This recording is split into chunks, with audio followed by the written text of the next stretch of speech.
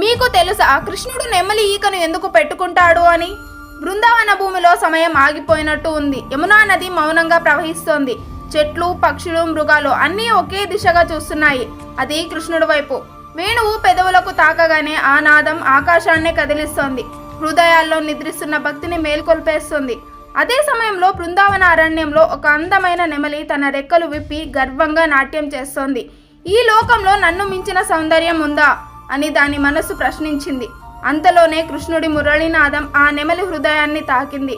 ఆ నాదానికి గర్వం కరిగిపోయింది. అహంకారం క్షీణించింది. కళ్ళల్లో ఆనంద బాష్పాలు వచ్చాయి.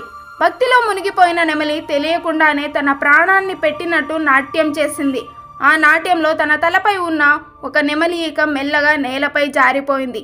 ఆ క్షణంలో నెమలి ఆగిపోయింది. ఆ ఈకను చూసి అది అనుకుంది, నా దగ్గర ఉన్న అతి విలువైనది ఇదే నా సర్వస్వం, దీనిని కృష్ణునికి సమర్పిస్తాను అని.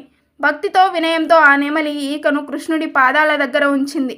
కృష్ణుడు ఆ ఈకను చేతిలోకి తీసుకుని మృదువుగా చిరునవ్వు చిందించాడు. అప్పుడు ఆయన అన్నాడు, నీ అందం నాకు అవసరం లేదు, నీ భక్తి చాలు అని చెప్పి ఆ నెమలి ఈకను తన కిరీటంలో పెట్టుకున్నాడు.